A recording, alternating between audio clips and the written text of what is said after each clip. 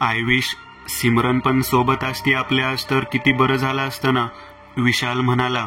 हो ना, अरे पण ती येईल 2 दिवसात. तिची काकू वारली आहे, त्यामुळे तिला दिल्लीला जावं लागलं आणि आपला प्लॅन तर आधीच ठरला होता. ऋषी म्हणाला. नेव्हर माइंड, आता गोव्याला येणं जाणं सुरूच राहील. डॅडने रिसॉर्टची डील फायनल केली आहे. आता आपल्याला राहायचा प्रॉब्लेम येणारच नाही. वीरेन म्हणाला. सुष्मिता आणि ईशा पेंगत होत्या. रीना फोनवर गाणी ऐकत होती आणि वीरेन ड्राईव्ह करत होता. वेळ रात्री 10:30ची होती. गोवा आता फक्त 15 किलोमीटर दूर होता.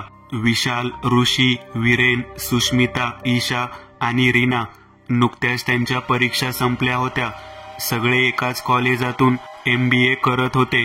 बरेच दिवस झाले गोव्याला जायचा प्लॅन करत होते, पण योग जुळून येत नव्हता. पण आज फायनली तो योग जुळून आला होता. पण त्यात सुद्धा त्यांच्या मैत्रिणी सिमरनला येता आलं नव्हतं, कारण ऐनवेळी तिची काकू वारल्याचं तिला सकाळीच कळलं होतं. त्यामुळे तिला दिल्लीला जावं लागणार होतं. दोन्ही बाजूंनी घनदाट जंगलाने वेढलेला तो रस्ता, जिथं आता वाहनांची वर्दळ खूपच कमी झाली होती. वीरेन, जस्ट इमॅजिन, आता इथं गाडीच्या समोर अचानक कोणी येऊन उभं राहिलं तर. ऋषी त्याची खेचू लागला. मी सरळ उडवीन. अशा निर्मनुष्य रस्त्यावर गाडी कधीच थांबू नये असे म्हणतात. वीरेन म्हणाला. तसं पण इथं कोण येणार आहे? या वाटेवर दिवसा लोक येत नसतील. आता तर रात्र झाली आहे. बघा ना, वातावरणच किती भयंकर आहे. विशाल म्हणाला. अरे नॉट नेसेसरी. गाडीसमोर जे येईल तो माणूसच असेल.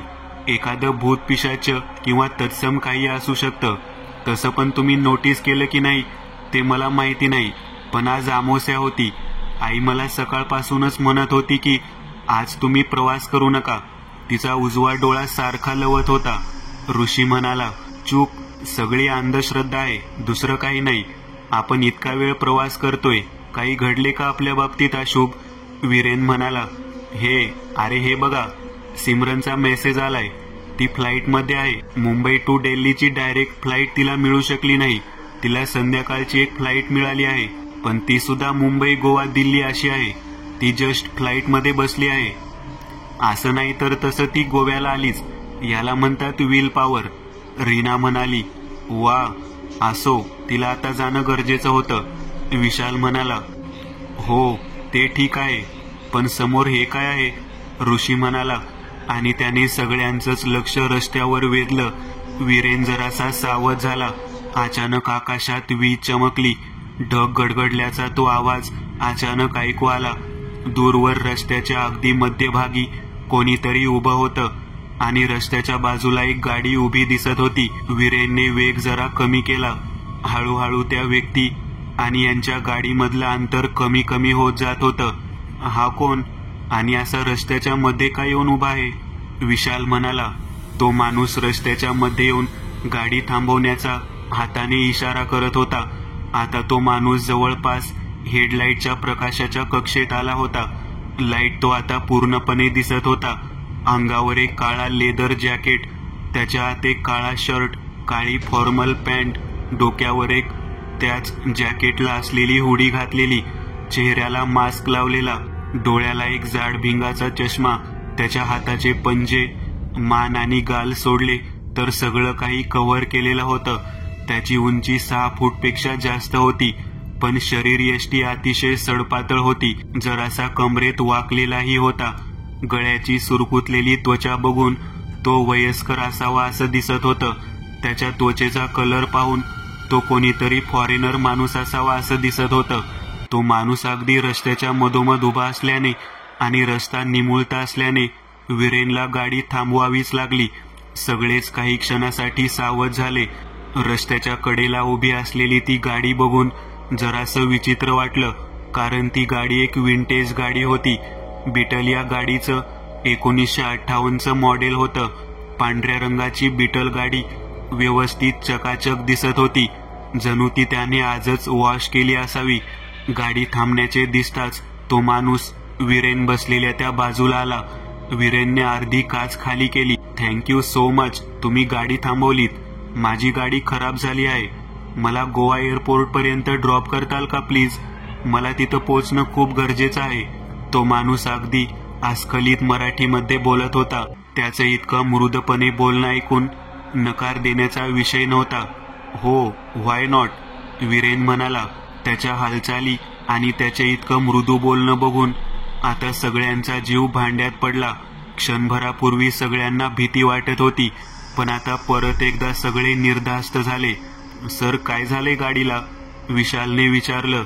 माहिती नाही, इथपर्यंत नीट आली होती पण अचानक बंद पडली. तो म्हणाला. मी बघू का? मला गाड्यांबद्दल बऱ्यापैकी माहिती आहे. विशाल खाली उतरू लागला. नो थँक्स, मी बघितलं आहे. एक महत्वाचा पार्ट गेलाय आणि तसंही या विंटेज गाडीचे पार्ट आणि मेकॅनिक आता खूप दुर्मिळ आहेत. तो म्हणाला. एकच मिनिट, माझी बॅग घेऊन येतो. वीरेनची गाडी SUV होती, त्यामुळे त्यात सहज 8 माणसं बसू शकत होती आणि सध्याला तर ते 6 जण होते, त्यामुळे तो व्यक्ती मागे बसू शकत होता. तो माणूस त्याच्या कारजवळ गेला. कारचं दार उघडून त्याने त्यातून एक लेदरची बॅग काढली. एक लेदरची सॅक होती ती, जी पूर्ण भरलेली दिसत होती, ज्यात कदाचित त्याचे कपडे वगैरे असावेत. पण ती बॅग अशी भरलेली दिसत होती जणू त्यात खूप जास्त वस्तू कोंबून कशा तरी बसवल्या होत्या. तो मागच्या बाजूला आला. मागचं दार उघडून तो गाडीत बसला. आता पुढे वीरेन, ईशा आणि रीना, तर मधल्या सीटवर विशाल, ऋषी, सुष्मिता बसले होते आणि सगळ्यात मागे तो माणूस होता. वीरेनने गाडी स्टार्ट केली आणि आता ते तिथून निघाले. विशालची नजर त्या गाडीवरून हटत नव्हती. विशालला ती विंटेज गाडी इतकी आवडली होती की त्या गाडीचा नंबरही त्याचा आता तोंडपाठ झाला होता. सर, तुमची गाडी खूपच छान आहे. ही इतकी विंटेज गाडी तुम्ही खूप छान मेंटेन केली आहे. विशाल मागे मान करत त्याच्याशी बोलू लागला. थँक्स, माझ्या वडिलांची होती ती, त्यामुळे मी त्या गाडीची खूप काळजी घेतो. तो म्हणाला. सर, एक विचारू का तुम्हाला? राग येणार नाही ना? तुम्ही इथले वाटत नाही. ऋषी म्हणाला. खरं आहे, मी ब्रिटनचा आहे. माझे वडील गोव्याला आले आणि इथंच सेटल झाले. मग मी देखील काही वर्ष झाली इथंच आहे, त्यामुळेच माझं मराठी इतकं चांगलं आहे. तो म्हणाला. सर, मग आता गाडीचं काय करणार? कोणाला सांगणार आहात का गाडी इथून रिपेअर करून घेऊन जायला? विशालने विचारलं. हो, माझ्या नोकराला सांगीन गाडी इथून घेऊन जा म्हणून. तो म्हणाला. सर, तुमचं नाव काय? विशाल मागे मान करत आता त्याला विचारलं. का? नाव का विचारताय? इतका वेळ अतिशय मृदू भाषेत बोलणारा तो माणूस नाव विचारल्यावर अचानकच खूप गंभीर झाला होता. त्याच्या आवाजात एक वेगळाच कठोरपणा आता जाणवत होता. अहो, सहजच विचारलं मी, डोंट माइंड. विशालने बाजू सावरली. कदाचित त्या माणसाला देखील त्याचं बदललेलं बोलणं जाणवलं होतं आणि त्याने देखील आता आवाज आधीसारखाच मृदू करत हसत बोलायला सुरुवात केली. अहो, नावाचं काय घेऊन बसलात? नावात तसंही काही नाही. मी तर म्हणतो, नावाचं काय, माणसाचं शरीर देखील काय आहे? काहीच नाही. आज एक शरीर आपण धारण करून फिरतो, कदाचित उद्या ते आपलं नसेल. एक शरीर त्यागायचं, मग दुसरं धारण करायचं, मग ते त्यागून तिसरं शरीर. हे असंच चालू राहायचं, कधीही न संपणारा प्रवास. तो शून्यात बघत बोलण्यात हरवून गेला. त्याचं ते तसं बोलणं हे वरवरचं नव्हतं, त्यामागे कुठली तरी जुनी जखम होती, हे सगळ्यांना जाणवत होतं. तो एकदम भानावर आला. मी बोर करतोय ना खूप? नाही सर, तसं नाही, तुम्ही बोला. ऋषी म्हणाला. By the way sir, he bag इतकी का भरल्यासारखी वाटत आहे? विशाल म्हणाला. महत्वाचं सामान आहे, त्यात कपडे आहेत, बुक्स आहेत. त्याच्या आवाजात परत तो कठोरपणा आला होता. हे सगळं सुरू असताना ईशा आणि सुष्मिता आता जाग्या झाल्या होत्या. सुष्मिताला एका दुर्गंधामुळे जाग आली होती. कसला तरी घाणेरडा वास तिला येत होता, पण आश्चर्य म्हणजे हा वास तिला एकटीलाच येत नव्हता. तो वास ईशालाही येत होता, पण बाकी कोणालाच तो वास जाणवत नव्हता. गाडीत कोणीतरी 7वा व्यक्ती आलाय हे त्या दोघींना आताच समजलं होतं. मग सर, आता गोव्याहून कुठं जाणार आहात? ऋषीने विचारलं. मी मुंबईला. त्याच्या बोलण्यात प्रथमच अडखळ जाणवली. तुला कसला वास येतोय का? सुष्मिता तिच्या पुढच्या सीटवर बसलेल्या ईशाला अगदी हळूच म्हणाली. हो ग, खूप कुबट आणि विचित्र असा वास आहे, पण उगाच काही बोलले नाही मी, कारण तो जो माणूस चढलाय गाडीत त्याला ऑफेंड झाल्यासारखं होईल. मी खिडकी उघडते जरा, ईशा म्हणाली. ईशाने खिडकी उघडली. तिला आणि सुष्मिताला जरासं रिलीफ मिळाला. मग सर, बाकी तुम्ही काय करता इथं? म्हणजे जॉब की बिझनेस? विशाल अजूनही पंचायती करतच होता. त्याला का कुणास ठाऊक तो माणूस खूप इंटरेस्टिंग वाटत होता. नाही, काहीच नाही. आता माझं वय बघता, मी फक्त आनंद घेतो जगण्याचा. अचानक शेजारून एक मोठा टेम्पो हॉर्न वाजवत गेला आणि त्याचं ते वाक्य अर्धवट राहिलं. आता ते गोवा सिटीत आले होते. काही वेळातच ते एअरपोर्टला पोहोचले. एअरपोर्टच्या बाहेर त्यांनी गाडी थांबवली. तो ती भरलेली बॅग घेऊन उतरू लागला आणि त्या बॅगची अगदी जबरदस्तीने रेटून लावलेली जीप तुटली. आतमध्ये खूप सारे कागद आणि चामडी कव्हर असलेलं एक रजिस्टर, जे सॅकमध्ये अगदी वरच्या भागातच ठेवलं असावं, ते गाडीत पडलं. हो शट! इतका वेळ अगदी शांत आणि संयमी वाटणारा तो व्यक्ती ते कागद आणि ते रजिस्टर गाडीत पडल्याचं बघून खूप जास्त बिथरल्यासारखा करू लागला. Sir, may I help? Vishal त्याच्याकडे बघत म्हणाला. No please, mind your own business. मी करतो ना. तो एकदम भडकला आणि घाईघाईत ते कागद आणि रजिस्टर सॅकमध्ये कोंबू लागला. ते सगळे कागद आणि रजिस्टर बॅगमध्ये कोंबून तो उतरला. मागचं दार त्याने ढकलून बंद केलं. सॅक सावरत तो साधं थँक्स ही न म्हणता रोड क्रॉस करून एअरपोर्टकडे निघून गेला. असं काय हा? किती आरोगंट माणूस होता. इतका वेळ चांगला बोलला, पण जसं एअरपोर्ट दिसलं तसं एकदम काय झालं कोणास ठाऊक. असू दे रे, असतात काही लोक असे विक्षिप्त. वीरेनने गाडी आता पुढे घेतली. अरे पण तुम्हाला कोणाला या गाडीत एक विचित्र घाणेरडा वास नाही जाणवला? आता कुठं तो वास जरा कमी झालाय? सुष्मिता म्हणाली. नाही, आम्हाला तर कसलाच वास जाणवला नाही. वीरेन म्हणाला. ईशाला आणि मला तर अगदी आमची झोपमोड झाल्यापासून तो वास जाणवत होता. उगाच आम्ही बोललो नाही, कारण तो माणूस ऑफेंड होईल म्हणून. सुष्मिता म्हणाली. अरे पण मी त्याचं नाव विचारलं तेव्हा त्याचा एकदम मूड स्विंग का झाला? इतकं कठीण नाव होतं का? विशाल म्हणाला. तू त्याला खूप इरिटेट करत होतास विशाल. अरे नाही आवडत काही लोकांना इतके प्रश्न विचारलेले. ऋषी म्हणाला. बरं चला आता जाऊ दे, तो गेला ना, आपण पण सुखरूप पोहोचलो इकडं. रीना म्हणाली. आता ते तिथून कलिंगूट परिसरात बीच जवळ असलेल्या वीरेनच्या एका रिलेटिव्हच्या बंगल्यावर आले. राहायची सोय इथेच झालेली.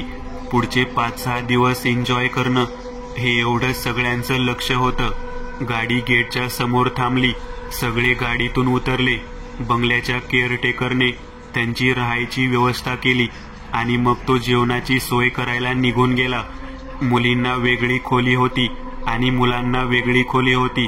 तसं पाहता सगळा बंगलाच ते वापरणार होते. जेमतेम 12 वाजले होते. फ्रेश वगैरे होऊन सगळ्यांनी जेवण उरकलं. प्रवासामुळे सगळेच थकले होते, त्यामुळे जेवण झाल्यावर लगेचच ते आपापल्या खोल्यांमध्ये जाऊन झोपले. सकाळ झाली होती. 8 वाजता अचानक वीरेन, ऋषी आणि विशालच्या खोलीचं दार जोरजोरात वाजू लागलं. झोपमोड झालेला वीरेन उठला आणि त्याने दार उघडलं. समोर उभी सुष्मिता, घामाने ओली चिंब झालेली, तिचा श्वास वाढलेला. सोबत असलेली रीना थरथरत होती. त्या दोघींना या अवस्थेत बघून त्याची झोपच उडाली. अगं काय झालं? अरे अरे चला लवकर आमच्या रूममध्ये, चला लवकर. रीनाच्या तोंडून शब्द फुटत नव्हता. आता विशाल आणि ऋषी पण उठले होते. त्या दोघांच्याही झोपा उडाल्या होत्या. विशाल, वीरेन आणि ऋषी ते दोघींच्या मागे आता त्यांच्या खोलीकडे आले. खोलीत टीव्ही सुरू होता. टीव्ही समोर बसलेली ईशा रडत होती. तिथे टीव्हीवर बातमी झळकत होती. मुंबईहून दिल्लीला निघालेल्या विमानाचा गोव्याजवळ अपघात. 90 प्रवासी मृत्युमुखी, 5 जखमी. वीरेनला सुरुवातीला काही समजलं नाही, पण अचानक त्याच्या लक्षात आलं की त्यांची मैत्रीण सिमरन याच फ्लाईटने मुंबईहून दिल्लीला काल निघाली होती आणि हेच विमान गोव्यानजीकच क्रॅश झालं होतं. त्याच्या काळजाचा ठोका चुकला होता. सगळेच अतिशय शोकाकुल अवस्थेत पोहोचले होते. खरं तर आज ते खूप एन्जॉय करायचं ठरवून आले होते, पण अचानक समजलेल्या बातमीनंतर सगळंच बदलून गेलं होतं. नाही, ती जिवंत असेल. ती अशी आपल्याला सोडून जाऊ शकत नाही. विशाल रडायला लागला. ती सगळ्यांच्याच खूप जवळची मैत्रीण होती. ऋषीने टीव्हीचा रिमोट हातात घेतला आणि आता तो बातमी नीट बघू लागला. काही तांत्रिक बिघाड आल्यामुळे विमानावरचा ताबा सुटला आणि एका टेक ऑफ नंतर काही अंतरावरच असलेल्या एका डोंगराजवळ विमान क्रॅश झालं होतं. 5 लोक कसेबसे जखमी अवस्थेत बाहेर काढले गेले होते, पण बाकी 90 लोक जागीच ठार झाले होते. बातमी सुरू असताना खालच्या बाजूने स्क्रोल होणारी मृत्युमुखी पडलेल्या लोकांची नावं आणि वय तो वाचू लागला. विनय प्रताप 26, संदीप शहा 32, विक्रम इनामदार 47, सेजल सुखानी 21, जॉन रोडारिक्स 53. ही काही नावं त्याने वाचली. पुढची नावे त्यांनी इतकी लक्ष देऊन वाचली नाहीत, पण मग जखमी लोकांची यादी झळकू लागली. प्रिया शिंदे 23, राजन गोरे 28, विकास सिंह 43, शिवली सेठ 30, सिमरन जोशी 24. ही जखमीची नावे पाहताच आणि त्या सिमरनचं नाव दिसताच तो जोरात ओरडला, "यारे ते बघा, सिमरन जिवंत आहे, ती जखमी आहे." एवढंच. त्याने सगळ्या लोकांचं लक्ष टीव्हीकडे वेधलं. तिचं नाव बघून खरंच सगळे आनंदी झाले. "या सगळ्यांना गोवा म्युनिसिपल हॉस्पिटलमध्ये ऍडमिट केलेलं आहे. चला आपण आता लगेच तिकडे जाऊ," वीरेन म्हणाला. पटापट सगळे लोक आवरून आता तिला भेटायला निघाले. गाडीत बसून ते आता हॉस्पिटलला आले. गोवा हॉस्पिटल त्यांच्या राहण्याच्या जागेपासून फार लांब नव्हतं. गोवा म्युनिसिपल हॉस्पिटलमध्ये पूर्ण अफरातफरी माजली होती. जखमी लोकांना भेटायला आणि मृत लोकांची डेड बॉडी ताब्यात घेण्याकरता झुंबड उडाली होती. या सगळ्यातून वाट काढत ते सगळे कसेबसे हॉस्पिटलच्या आत पोहोचले. बरेच विचारपूस केल्यावर अखेर त्यांना सिमरनला जिथे ठेवलं होतं त्या वॉर्डबद्दल समजलं. ICU मध्ये ती होती. ICU वॉर्डमधून आत डोकावत ती त्यांना दिसली, पण ती बेशुद्ध अवस्थेत होती. तिच्या पायाला प्लास्टर होतं. बाकी छोट्या मोठ्या जखमा सर्वत्र होत्या. आत मात्र त्यांना जाता आलं नाही, कारण तो ICU वॉर्ड होता. डॉक्टरांकडे चौकशी केल्यावर समजलं की तिची प्रकृती स्थिर आहे, पण तिला आता भेटता येणं शक्य नाही. तिची प्रकृती स्थिर आहे हे समजल्यावर कुठे सगळ्यांचा जीव भांड्यात पडला. आता सगळे निर्धास्त झाले होते. विशाल काही वेळ फोनवर बोलून परत आला. "मी तिच्या आईशी बोललो आहे. ते लोक मुंबईहून इकडे यायला रवाना झाले आहेत. दुपारपर्यंत ते इथे पोहोचतील. मला वाटते आपण देखील आता निघावं. आणि तसंही आपल्याला आत सोडत नाहीयेत. मला वाटते तिची आई बाबा इथे पोहोचल्यावर आपण दुपारी पुन्हा यावं. थोडी गर्दी देखील कमी झाली असेल," विशाल म्हणाला. सगळ्यांनाच त्याचं म्हणणं पटलं आणि सगळे आता तिथून निघाले. 10-15 मिनिटातच ते बंगल्याच्या आवारात येऊन पोहोचले. गाडीतून उतरून आता सगळेच आत आले होते. ऋषी मात्र गाडीच्या आसपास मोबाईलवर बोलत चक्रा मारत होता. गाडीचं मागचं दार उघडं होतं. कदाचित ते दार नीट लागलं नसल्याने लॉक झालं नव्हतं. ते दार व्यवस्थित ओढून उघडत त्याने ते व्यवस्थित बंद केलं. दार बंद होता होता अचानक त्याची नजर गाडीच्या त्या भागाच्या सीटच्या जरा खाली गेली. तिथे एक कागद पडलेला दिसत होता. एक जुनाट पिवळट असा कागद. ऋषीने गाडीत उगाच कचरा नको म्हणून परत दार उघडलं आणि तो कागद उचलला. तो फोनवर बोलत होता. कागद हातात घेत त्याने दार बंद केलं. कागदाची एकूण ठेवण पाहता तो कागद खूप जुनाट वाटत होता. कागद जरा जाडसर पिवळट रंगाचा होता. त्यावर काहीतरी छापलेलं होतं. जणू टाईपरायटरने टायपिंग केल्यासारखं ते दिसत होतं. फोनवर बोलता बोलता सहज त्याची नजर त्या छापलेल्या ओळीवर गेली आणि तो चक्रावून गेला. त्या कागदावर लिहिलेली काही नावे, त्या नावांमधली काही नावे जी ऋषीने टीव्हीच्या बातमीमध्ये बघितली होती. त्यातलं जॉन रोड्रिक्स, सेजल सुखानी ही 2 नावे त्या पेपरवर लिहिलेली त्याला दिसत होती. त्यावर अजूनही जवळपास 12-15 नावं होती, पण ती अनोळखी नावे होती. पण ही 2 नाव मात्र त्याचं लक्ष वेधून गेली. त्यात प्रत्येक नावासमोर एक स्पेसिफिक आकडा लिहिलेला होता. सेजल सुखानीच्या नावासमोर 00.10.24 आणि रोड्रिक्सच्या नावासमोर 00.10.26 असा आकडा लिहिलेला होता. बाकी नावांच्या समोर त्याच प्रकारचे आकडे लिहिलेले होते. 00.10 हे 2 आकडे मात्र बऱ्याच नावांच्या समोर कॉमन होते. काही नावांसमोर 0011, 26, 0012, 34 असे आकडेही होते. नक्की काय ते कळत नव्हतं. अचानक त्याच्या खांद्यावर कोणीतरी हात ठेवला आणि तो दचकला. अरे काय झालं एवढं घाबरायला? विशालने विचारलं. अरे हे बघ, हा कागद मला सापडलाय गाडीच्या मागच्या भागात. या कागदावर बघ खूप सारी नावे लिहिली आहेत आणि प्रत्येक नावासमोर एक विशिष्ट असा नंबर लिहिलेला आहे. ऋषी त्याला सांगू लागला. मग यात काय एवढं नवल? विशालने कागदाकडे वर वर बघत त्याला विचारलं. अरे यातली ही 2 नावे बघ, जॉन रोड्रिग्स आणि सेजल सुखानी. ही 2 नावं मगाशी मी टीव्हीच्या त्या बातमीमध्ये वाचली होती. काल झालेल्या विमान अपघातात मृत झालेल्या लोकांमधल्या दोघांची नावे आहेत.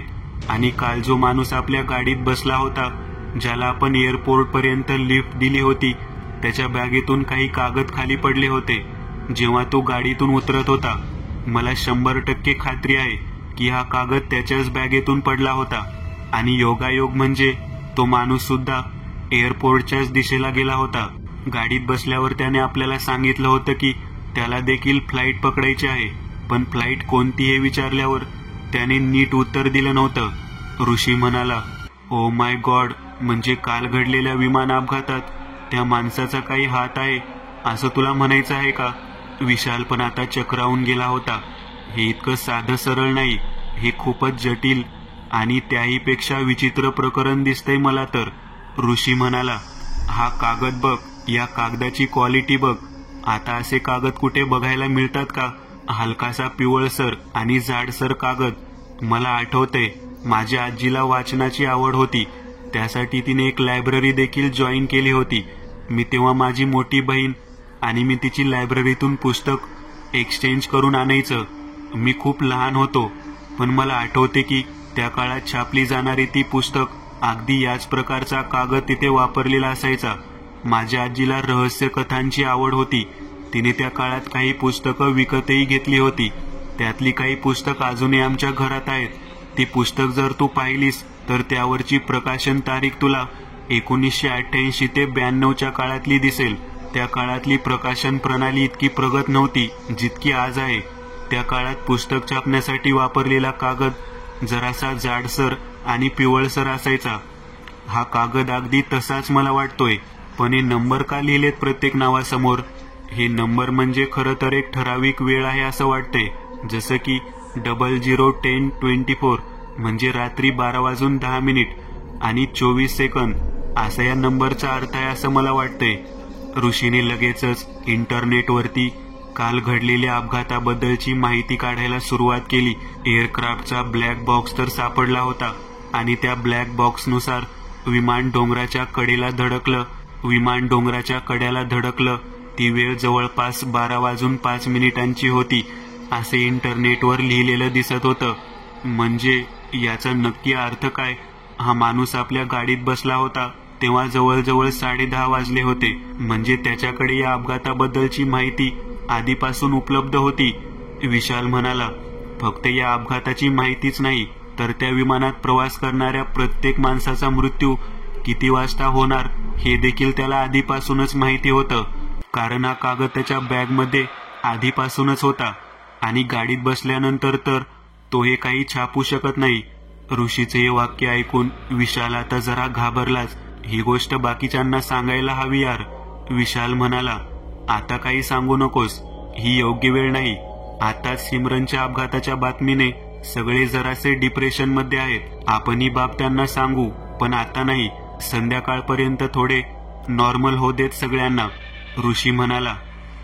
हा कागद फक्त नीट सांभाळून ठेव, विशाल म्हणाला. ते दोघेही आता बंगल्यात आले. बंगल्याच्या हॉलमध्ये वीरेन मोबाईल बघत बसलेला. सिमरन सुखरूप होती.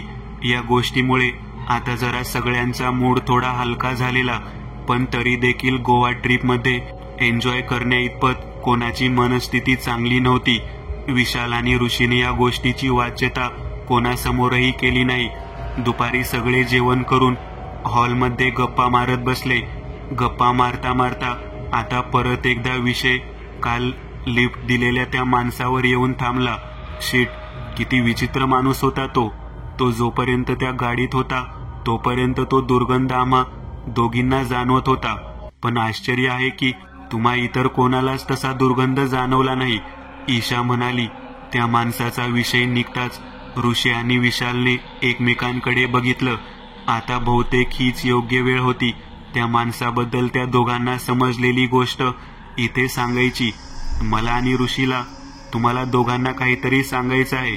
कदाचित तुम्हाला विचित्र वाटेल, पण ते खरं आहे, विशाल बोलू लागला. ऋषीने खिशातून तो कागद बाहेर काढला आणि सगळ्यांच्या समोर मध्यभागी असलेल्या टेबलवरती ठेवला.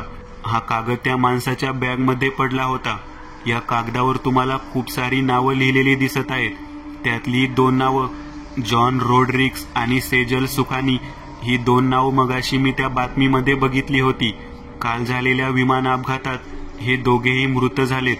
प्रत्येक व्यक्तीच्या नावासमोर असलेला तो आकडा म्हणजे कदाचित त्यांच्या मृत्यूची ती वेळ असावी, ऋषी म्हणाला.